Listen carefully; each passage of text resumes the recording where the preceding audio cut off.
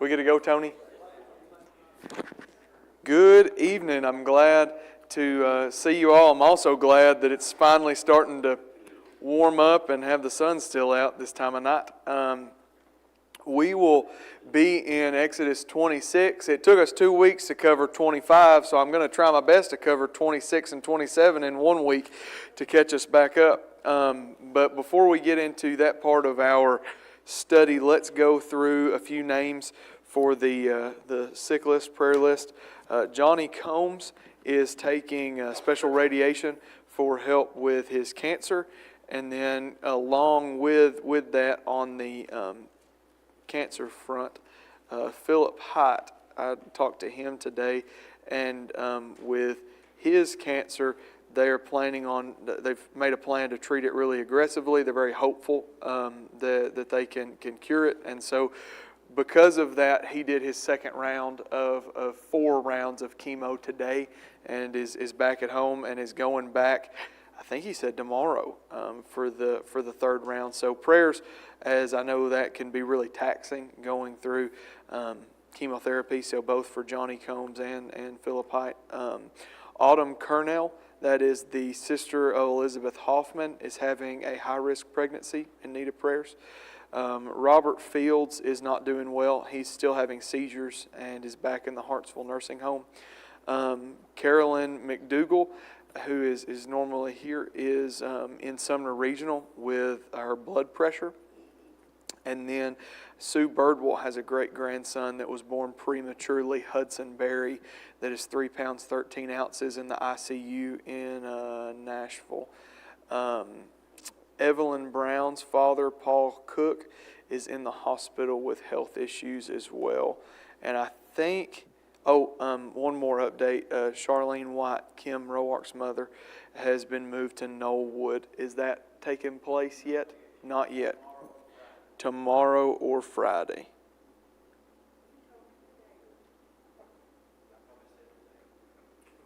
Okay. Are there any others? Oh yeah, birth announcement. That's a huge one.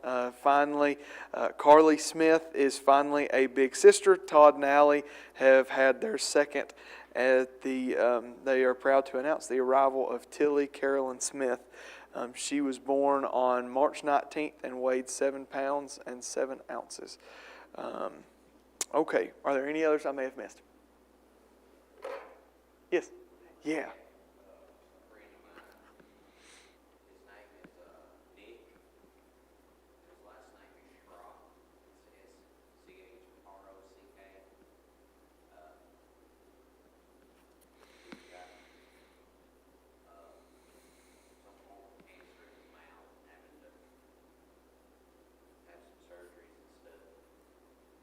Yeah.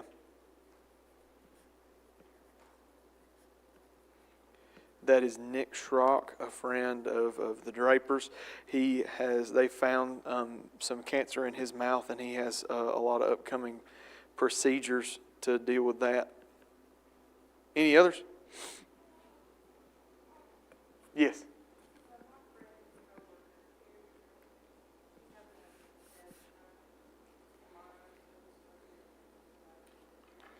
Okay, Carrie Green, did I say that right?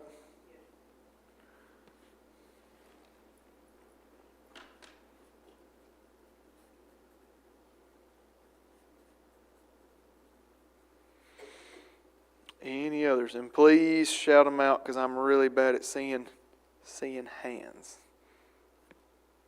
All right. Well, then we will open up with a word of prayer and then get into our study for tonight. So if you would, please pray with me.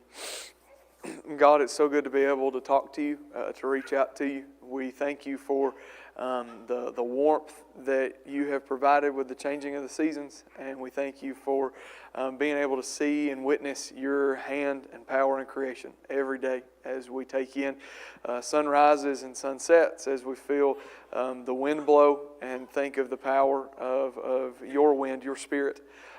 We thank you for this church family that we have, where we can gather together with open Bibles and hopefully just as open minds and hearts, seeking to understand you and seeking to be further along in our faith when we leave here than when we walked in. Help us to not be caught in monotony and not be caught in just a routine of our faith, but always help us to be taking proactive steps to grow closer to you and be more prepared to spend an eternity with you. And we look forward to being in the likeness of your image and in your presence. We ask that you be with the sick list. We have some that are dealing with cancer, 3 or 4 in particular. There's others that have upcoming procedures and tests, and some that have had a very long road so far and are in need of recovering, in need of healing, or in need of peace. We ask that you always please do what is best, Lord. Help us to make peace with whatever is best. As we understand, you see the bigger picture much more clearly than we do, especially in the middle of struggles and sufferings. We ask for your guidance throughout the rest of the week. Show us people that we need to disciple and bring closer to you. Show us others that we can serve and love on and share the hospitality of your Son with. And we ask that you look over our loved ones and families as we seek to place them above ourselves. And we pray all of this in Jesus' holy name. Amen. Okay. Good deal. Where we're at in the middle, is the PowerPoint going, or are we close? Perfect. I think I had it dated in there, which slideshow was for this week. Next slide should be Exodus 26 and 27, the tabernacle and the bronze altar. Perfect. So you might have to kind of look through the rungs, but that'll be okay. Maybe you should have sat closer. I'm just kidding with you, giving you a hard time. Getting into this part of the study, I can't explain, one thing I'll kind of tell you on the front end, I can't necessarily explain the order as to why in Exodus everything is listed in the order that it's listed in. I'm not trying to, by no means am I trying to correct the Lord or Scripture, but it doesn't play out in the order that I would have listed the order of the things we're about to walk through. So over the next couple weeks, we might have to kind of backtrack. We might have to fill in some blanks. I'm going to show you a rough sketch layout of what the layout of the tabernacle was like, the Holy of Holies, the holy place, the courtyard. And some of those things, by the time we get to the tabernacle, we're going to have already covered. Some of those things we're going to have yet to cover, but we'll cover in future weeks. And that's kind of where I was talking about with the order. It doesn't make perfect sense to me, but we will cover each thing in its own time and in its own piece nevertheless. So getting to the tabernacle, we're in Exodus chapter 26. And as you can tell, it's a pretty lengthy chapter, boasting about 37 verses. So instead of reading these verse by verse by verse, what I would like to ask you to do is I would like 10 is fair. Give me 10 different facts or 10 different aspects of the tabernacle. So that's going to require you going to the text, finding a verse or a couple verses anywhere between verse 1 and verse 37. And if you would, find whatever your little aspect or tidbit is of the tabernacle. Tell us what that is and what verse it came from. And they don't have to be in any particular order. We're a long way to 10 at this pace. Okay. Yeah, so where are you seeing those measurements at? Right here I read it earlier. I don't know exactly where now. Okay. Verses 2 and 3 both have some measurements within them. And then there are other measurements even deeper into the chapter. Okay. Yeah, so the colors of the different curtains that are going to be used. And what are those colors? Yeah, blue and purple and scarlet. Okay, so we have some colors, we have some dimensions. It's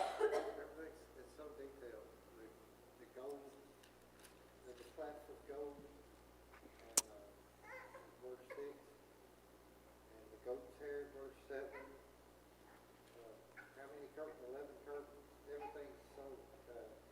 The length, Yeah. material, everything. So we get to verse 6 and we see that it's not just the curtains themselves, but even what they're hung with is very specific, that the clasps are to be made of gold. The kind of you even reference the goat hair that's to be used in the process. Okay, that would be in verse 7. All right, let's keep going. What else?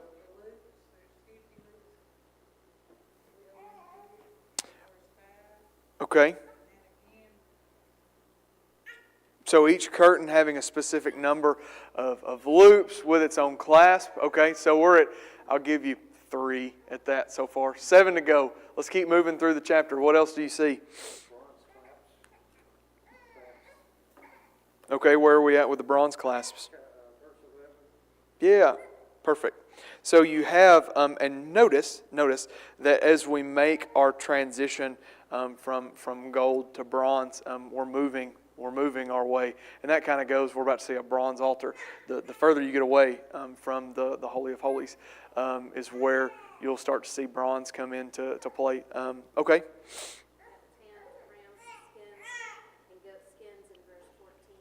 Yeah, perfect.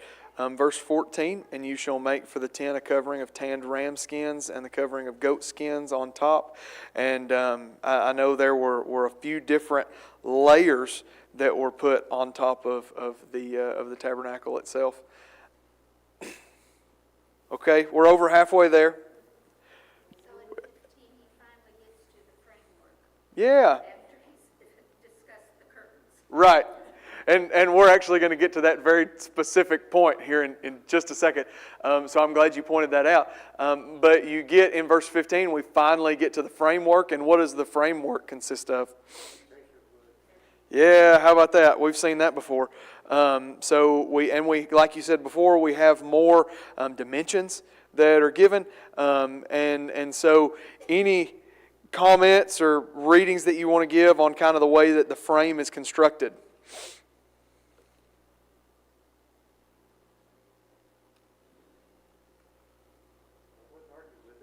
No, not arguing with it. But so the way that the frame is put together, it's a post frame, which is really neat because we're still building that way today.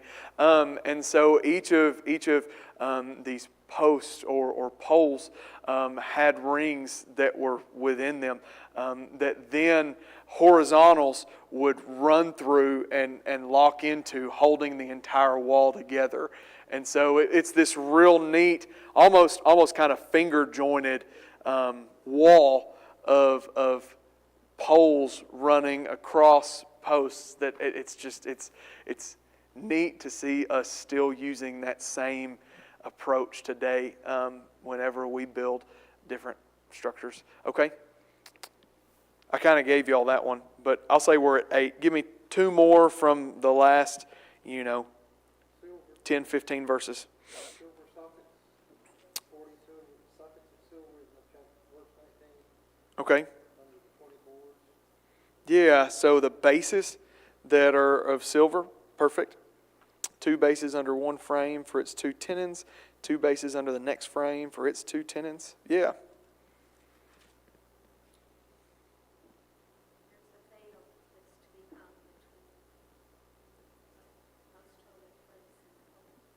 Yes, absolutely. That 31, is that right?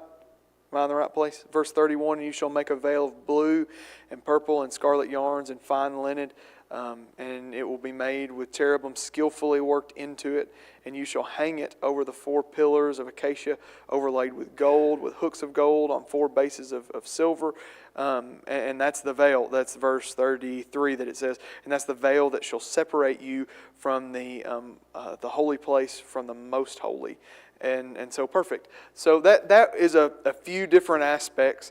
The ones that I wanted to highlight next slide were the size and some of the construction and the arrangement. So I realized that whenever we started looking at the dimensions of the tabernacle, that my 26-foot tape was not going to work when it's 45 feet long. But luckily for y'all, I threw discus in high school and college, and I stole this from my high school, so this is my repentance. I'll give it back if they'll come get it. Okay, so Chris, can you help me out? Can you hold this for me? Much appreciated. All right, you got it? Done deal. So we're going 45 feet or so. I'm not even partially there. 26, 27, 28, 29. Ooh, we're getting close. So about from me to Chris, I'm going to kind of pull it tight. Perfect. So from me to Chris is going to be the distance of, this is the tabernacle. So you're going from, if he would be the back where the Ark of the Covenant, the most holy place is, I would be the front entrance where the holy place was. So you're looking at it being 45, you can let go. Thanks. So you're looking at it being 45 long. Then you're looking at it being 15 wide by 15 high. And so y'all are asking about, the ladder and whatnot, and that's kind of what it's going to be used for. So if you're going 15 wide, I think these pews are about 15 wide, but we're going to see. We're about to learn today. Any guesses? 810 square foot. They're actually longer than 15 wide. These are long pews. So you're looking at about right here, being 15 wide from here to the pew. So that's a relatively narrow, I would say. And keep in mind, we're operating on 18-inch cubits. So you have a relatively narrow, long, and I promised y'all 15 high. I wonder what to right there is. I'm sure y'all want me to get up there in hopes that I fall, right? Y'all are wanting me to take it from the top rope. That's what it makes me think of as a child. I watched a lot of WWE. Okay. Right there to there, that's only 10 foot. Man. So yeah, that's going to be on up there. Let's do it. Yeah. All right. Here we go. See, it's like a billy goat. Going up is the easy part. Coming down is the hard part, always. So from about the top of me, it says don't step on this thing. So yeah, I'd say, you're looking at about 15 foot or so. This is about it. So it's a crazy thought because you have some pretty ancient craftsmen and craft that's putting up all these posts that are this high. You know what I mean? And they're raising them and they're leveling them and they're locking them together. So roughly at 15 feet. This is a very sturdy ladder.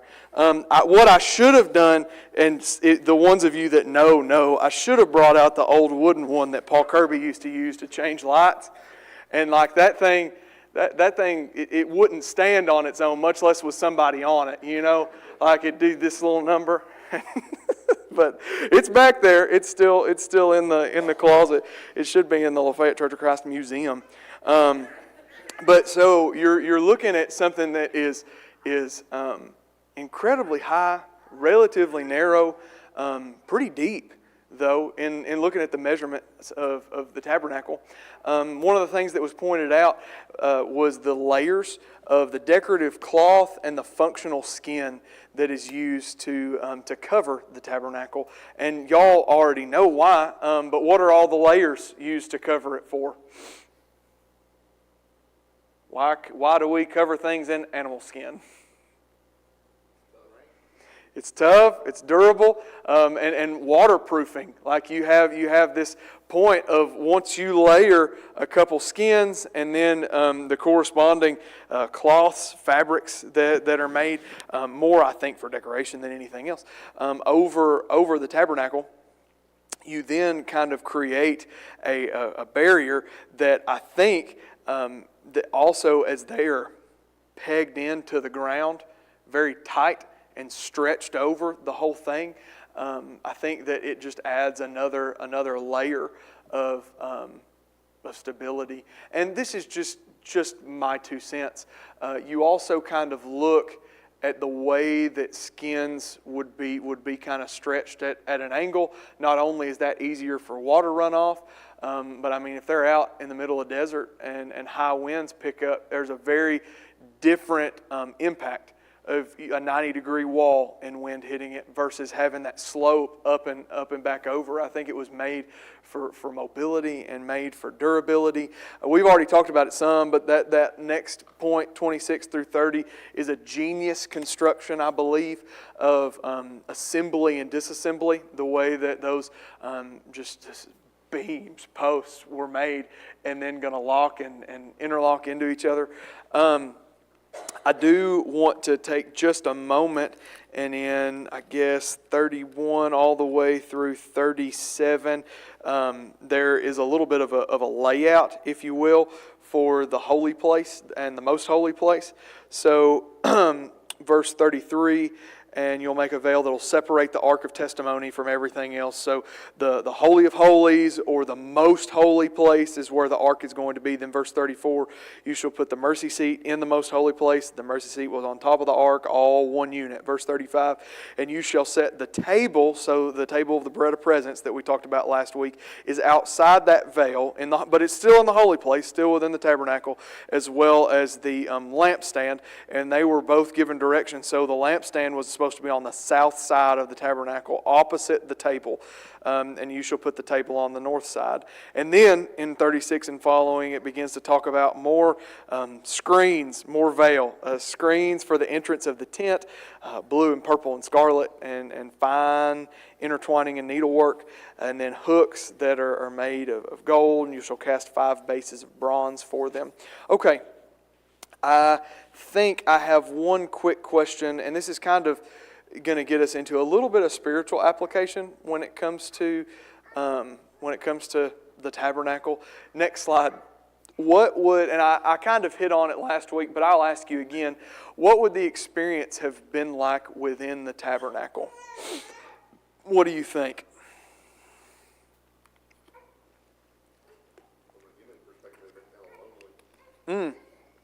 Okay, from a human perspective, it would have been lonely. I agree. What did we talk about last week? Maybe the entire time last week. It's in chapter 25. There's 7 branches on it. Yeah. Mm-hmm. Absolutely. Yeah. The Holy of Holies where the ark was is huge. Mm-hmm. 15 by 15 by 15 feet. Mm-hmm. And so, well, I guess the lampstand wasn't in there. But there's not any light recorded Yeah. in that other than the presence of God. Yeah, it makes you wonder how the presence of God would have functioned in that. Yeah. If that's the case, it would be so bright you couldn't see. Right. True. So I'm just imagining, because from my understanding, and I don't claim to be the authority, but just from my study and my understanding, you have these posts that are overlaid with gold. You have these curtains all along the walls that are this beautiful, deep, purple, blue stitchwork, artwork. If I'm not mistaken, underneath all of the animal skin was more decorative purple linen and cloth that would have covered even the roof, even the top of the tabernacle. And so you're surrounded by this gold on purple, on beautiful scarlets and blues, on bronze, on gold, on silver, that's just reflecting. And you know how pretty something is when it's being reflected by firelight or by candlelight, right? It's something to be beheld. And so I can't help but kind of come to the conclusion that for those priests, that there's an ambiance, right, that's being created by God's tabernacle and God's presence. And then one of maybe even more secrecy and grandeur by Moses being able to go in to the most holy place where the Ark of the Covenant was and commune with God. Okay, any other thoughts on what the experience would have been like within the tabernacle? Great. Next slide. This was something that y'all caught on to, that I also caught on to, that I just thought it was odd, and so I asked why. As I'm reading and studying through, I see so much emphasis given to curtains. So much emphasis given to veils, right? That are hung all along the walls and all along the entrances. And to me, I mean, I'm just a man, and I could just simply care less about curtains. You know what I mean? Like, if you want to come into our house right now, I'm not sure there's one big window in the living room with curtains over it. Sarah likes natural light. We don't even do curtains. So, like, for me, I'm looking at the most important, the most valuable, and I'm thinking framework, and I'm thinking structure, and I'm thinking, like that's the good stuff, right? That's the stuff that matters. But we get into this description, and if we want to go like word count for word count, by far and large, the most attention is given to these curtains and given to these veils. I'm curious, and it's hard to say definitively, so no wrong answers, I guess, unless it's a really wrong answer. But like, I just want your thoughts. I'm not looking for anything in specific. What do you think? Why might they get such attention? Why might they matter so much? And maybe what kind of spiritual applications and connections can we make talking about these veils and these curtains? Separated, different spot, like the most holy, holiest of all that. And the one curtain, gets a lot of attention because it's the one that was written when Jesus was crucified on the cross. Mm-hmm. It's made it easy for us. Now we can go to the presence of God. Yeah. This sacrifice, we don't have to tie a rope around us and go in there and Well, yeah, a great connection. And one of the ones that I was thinking of as well was I think the veils and the curtains are a layer of separation and divide, between access to God. And I do know that you're right in the temple. So I guess the not prequel, postquel. What is that called? Sequel. That's right. The sequel of the tabernacle is the temple. And so that would be the veil that was torn at Jesus' death, symbolizing the opening of that connection. Okay, what else? Yep. We know by looking around that our Father pays a lot of attention to detail. Yeah. You look at your body, and the detail is microscopic. You look at the universe, and it's telescopic. Yeah. And it's phenomenal how intricate and how well designed and specified, specific God, and that's, it doesn't surprise me when I think of the other things that He's created, that He would come up with something so detailed and specific as He did this tabernacle. Yeah. But He enjoys being in a well-decorated place. Yeah. And I'm with you. I'm more interested in the structure and Yeah. the size of those planks. To me, they're 2.5 foot wide nearly and 15 feet long. And how many guys are going to set this up? Right. And you're doing this in a wind that's blowing maybe 30 miles an hour. Okay. Yeah. Maybe flying. I don't think. Yeah. Things my mind has to do. Yeah. Absolutely. Well, perhaps it's because it's more than just for the men in God's people. Yeah. Y'all are talking about how curtains don't matter to you, and that's true. We don't have a lot of curtains in our house, but the beautiful and the decorated and the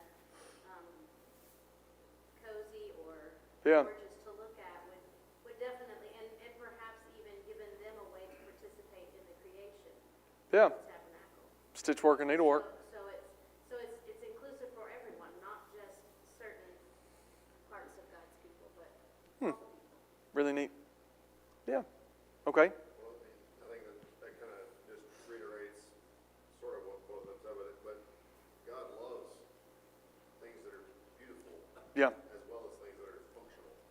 A lot of us that, frankly, a lot of us men think of things functional. And a lot of women think of things from a beauty standpoint.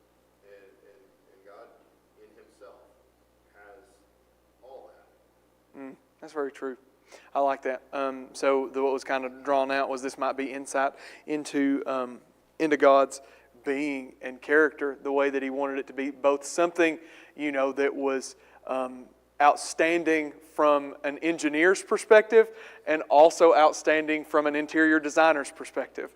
That would have, I believe, the thought is it's supposed to kind of evoke emotion and response from the people that got to witness this, because it is a grand thing. You know what I mean? Like we still today, we like to witness and see grand things. Like how many of you have either been to or want to go to the Biltmore? You know what I mean? Like we want to witness and see grand things, both structurally and beauty-wise. So I think this kind of falls into that camp, is that God wanted something for us to behold.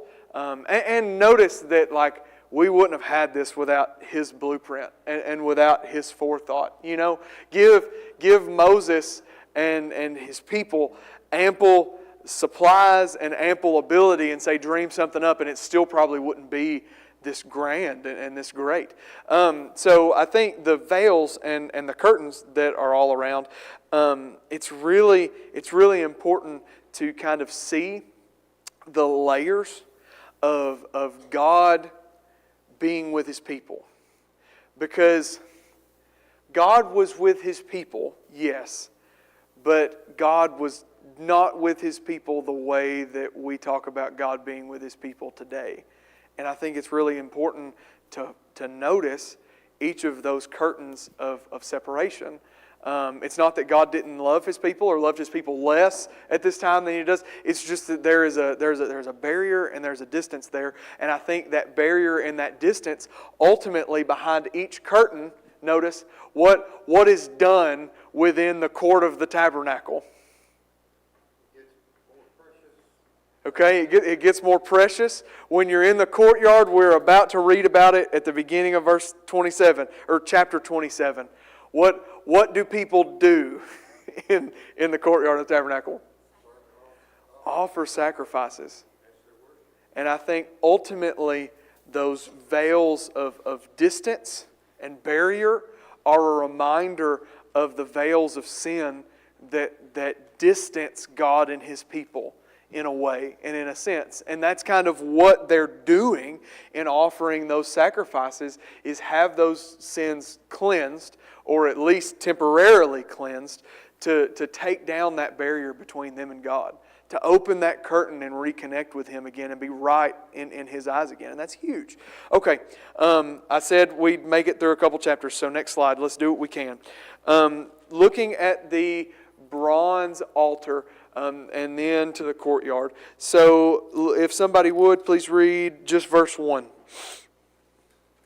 shall make the altar of acacia wood 5 cubits long and 5 cubits broad. The altar shall be square, and its height shall be 3 cubits. Okay, perfect. So based on the measurements that we have been using, that would be about 7.5 by 7.5 by 4.5, which is pretty big.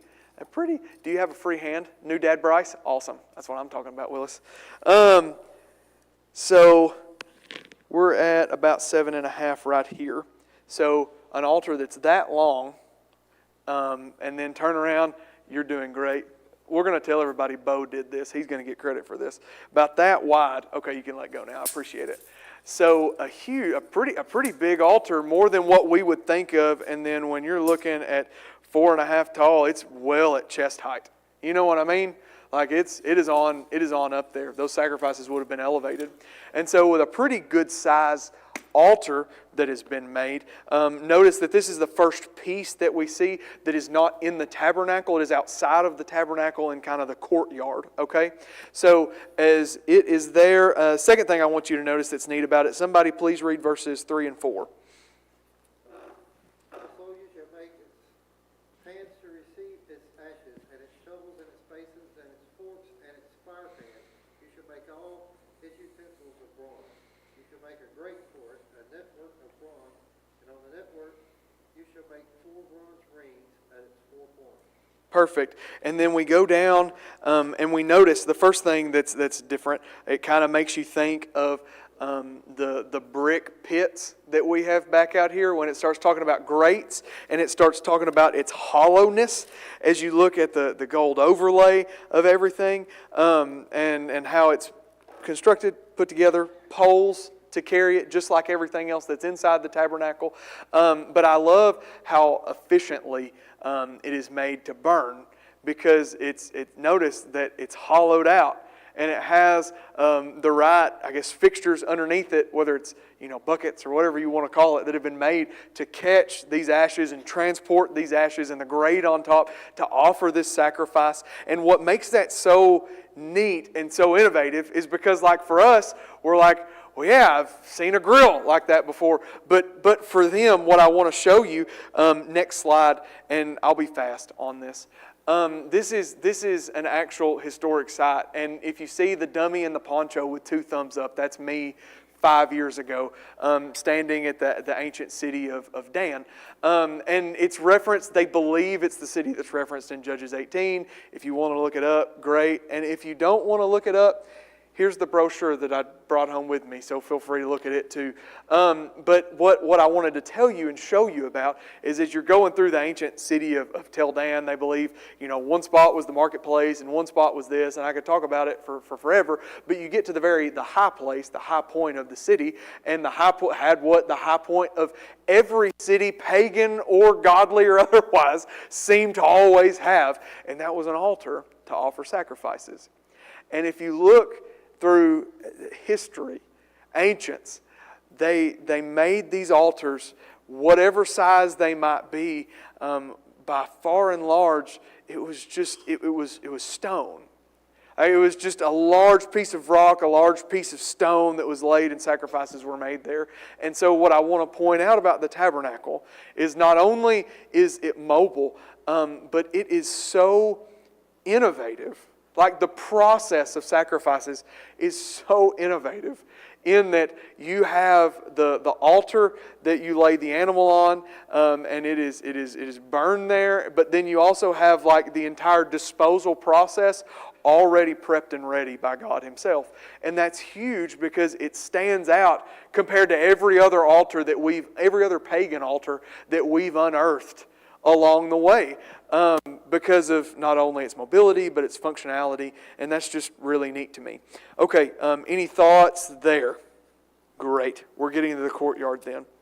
The courtyard of the next slide, the courtyard of the tabernacle, 9 through 19. So you have kind of a layout that's right here, and we'll do this again. There's no way it reaches, but we'll go ahead and try it. I mean, I brought the big tape. We might as well. TJ, you doing anything? You mind holding this?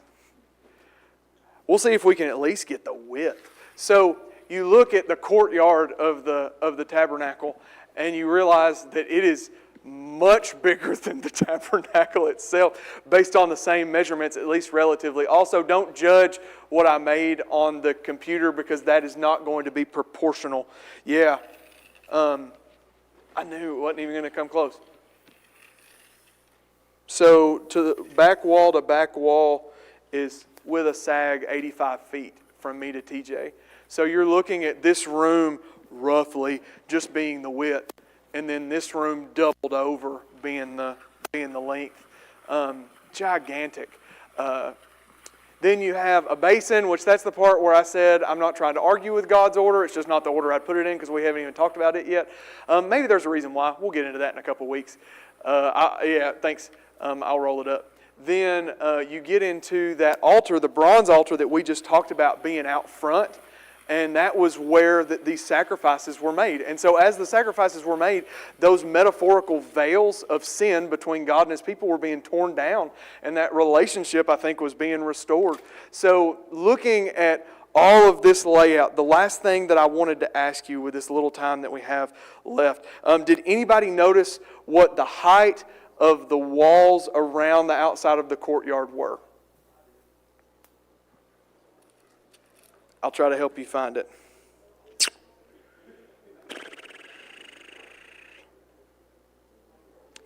So, yeah. So, looking down, the height of the wall around the courtyard would have been roughly 7 feet. The height of the tabernacle would have been 15. What does that tell you? That in a camp of God's people in a relatively flat wilderness, and the tabernacle at the center of the camp, you woke up in the morning and came outside of your tent that was 6 feet tall at best. What did you see? God's presence with you always. And it was walled, but it wasn't walled so much that they couldn't at least see. And so here's the question we'll start with next week. What implications can we make about their faith and perception of God based on the physical setup of the tabernacle and the camp of God's people? Okay. Thank you very much, class.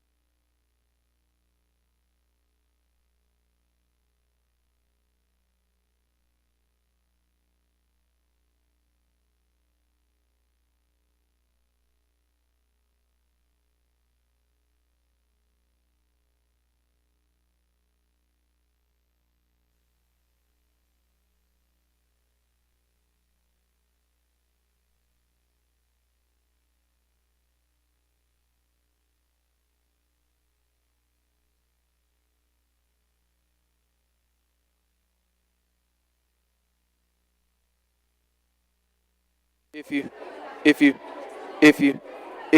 like to go ahead and mark in your songbooks, number 546, number 546 will be the song of invitation. For our prayer list, a couple names that we want to highlight. There's plenty more in the bulletin, and also a long-term prayer list if you would like to get a hold of one of those in the foyer. But just for this week, some updates. Johnny Combs is having to have some special radiation with his cancer treatment, and going along with that, Philip Height is back at home, but he is halfway through his chemo treatment as well and going for another round tomorrow, so let's continue to pray for them.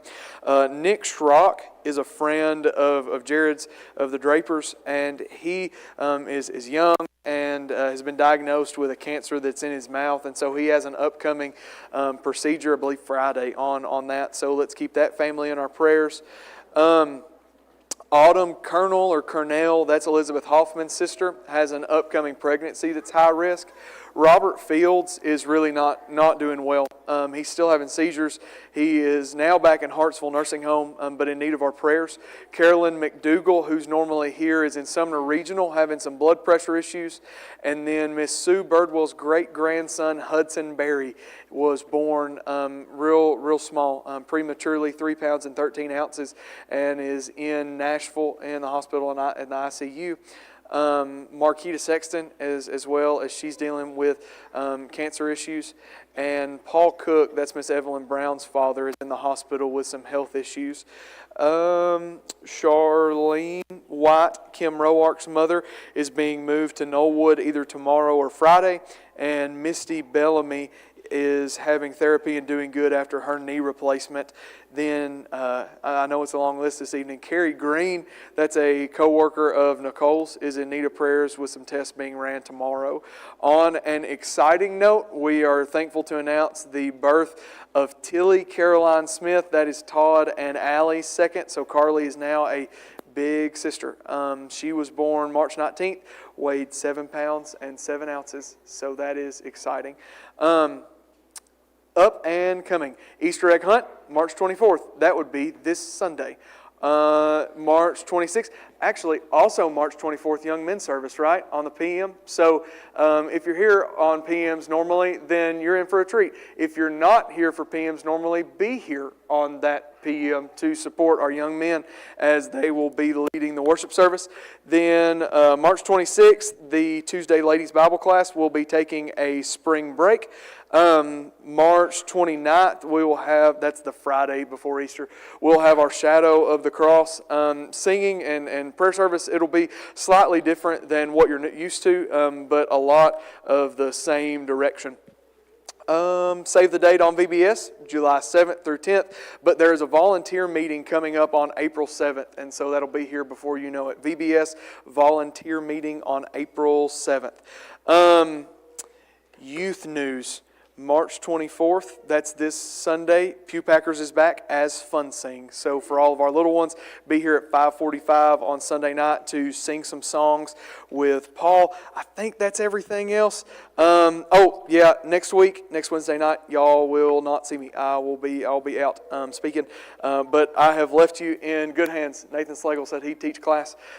So I hope that you can be here for that. If that is everything, 5:46, I'll turn it over to Philip. I'll go to this side. Oh, yeah, sorry. I'm thrown off.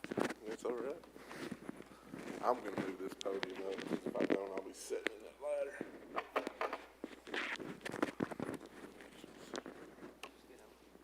Get on the ladder? No. That's something you don't want to see.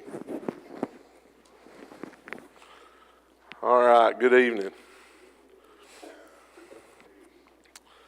So, do you have something you're struggling with right now? Today, this week, this month? Everyone in this room has something they're struggling with right now. Believe it or not, I guess beyond popular belief, us Christians struggle with things. And I'm going to give you a few of the things I struggle with. I have teenage children. That's a struggle. I have aging parents. That's a struggle. My own pride. When I say that, and my wife will shake her head when I say this, I'm terrible about trying to do everything on my own. I do it at my job. I do it here. Mary Lou's shaking her head. I'm terrible. I try to do everything on my own. I carry a lot of weight on my back. But that's one of the things I struggle with. One of the things physically I struggle with is my weight, as you can see. I love to eat. I love to cook. And the things I eat and the things I cook are not good for me. But they taste really good. And I'm not blaming her, but my wife is a really good cook.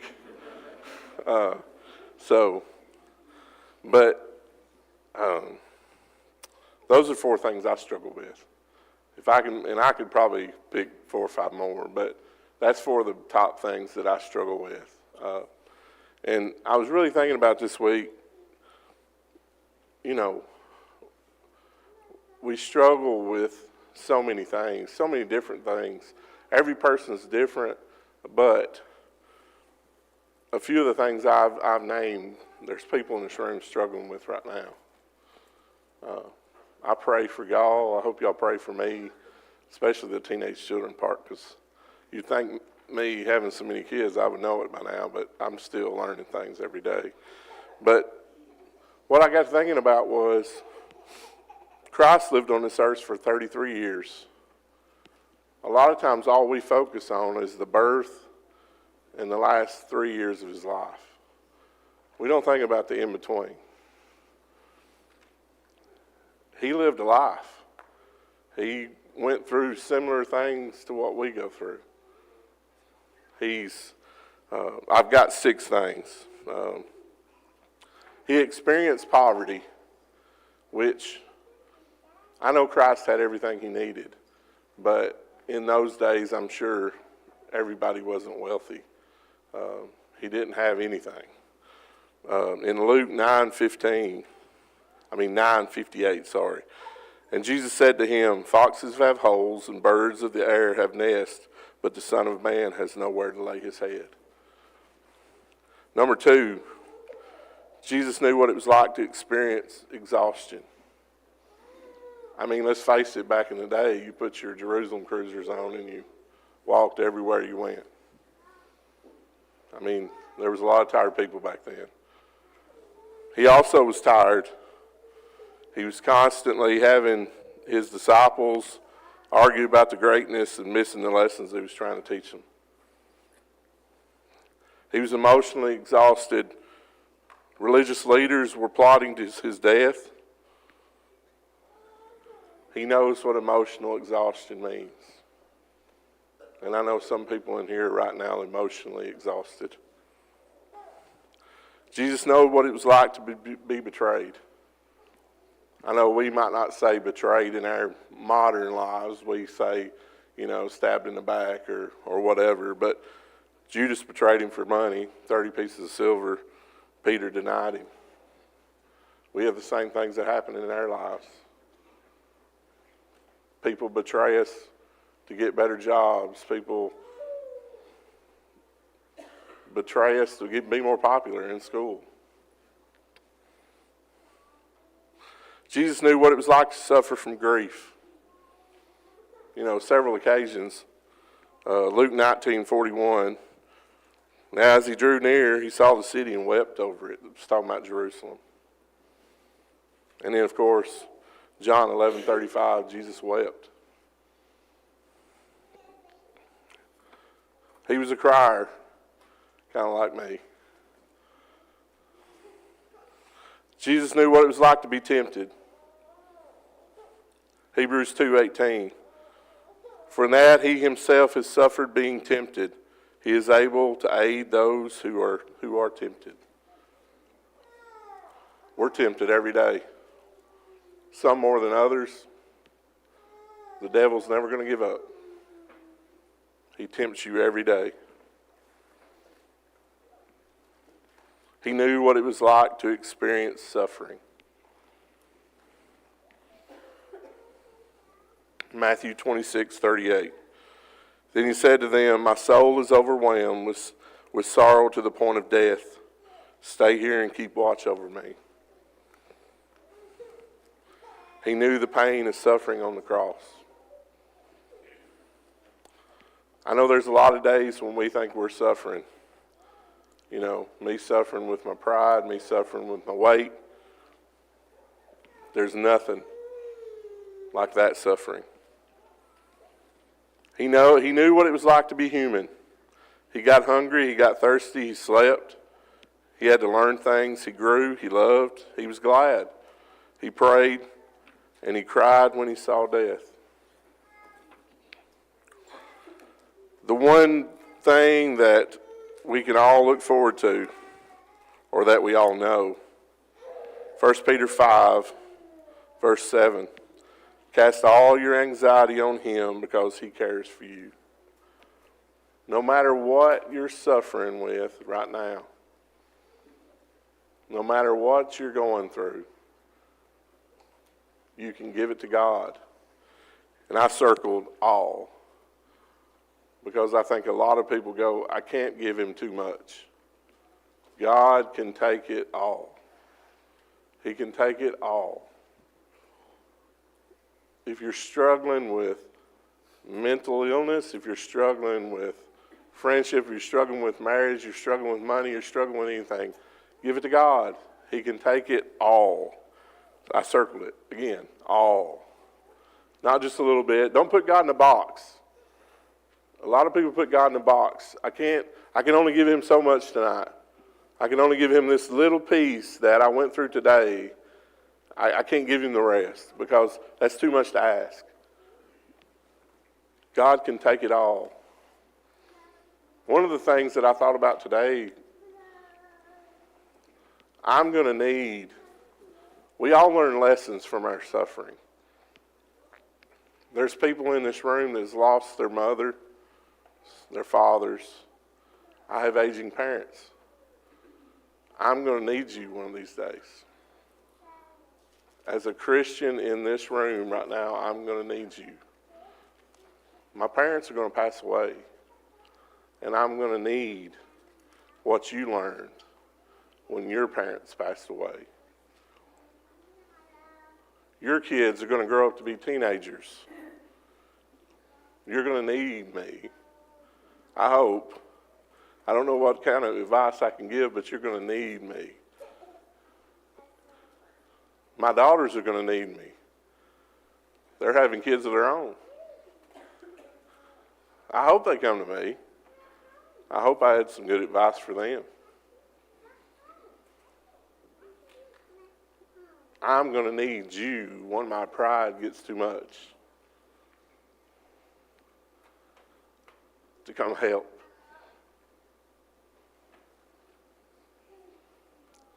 Because I will try to take it all.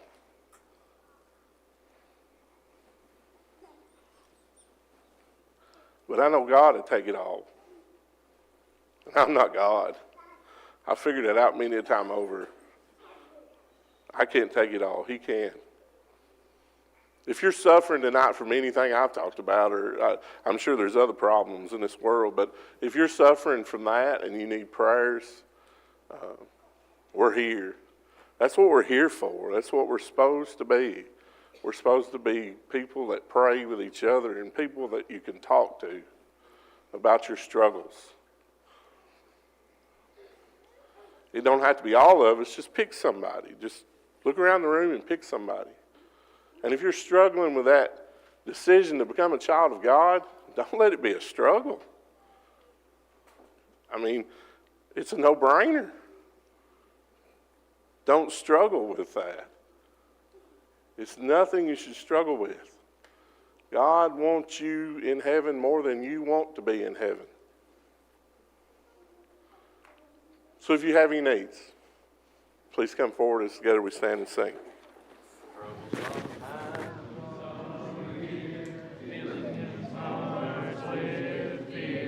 Freedom we all hold dear, now that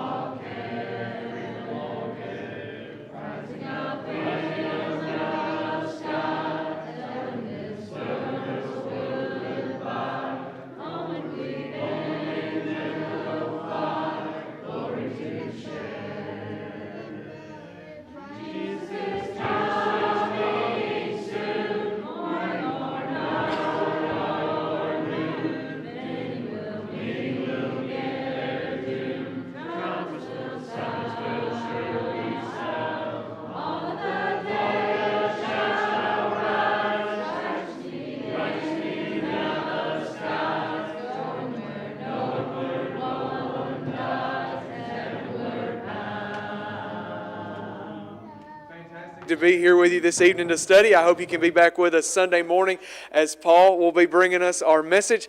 Still going to be in Philippians 2, looking at contagious selflessness. I'm really looking forward to it. I hope that you'll be here. And one more thing, I'm going to say it 100 times between now and then, but April 14th, will be Soul Purpose Sunday.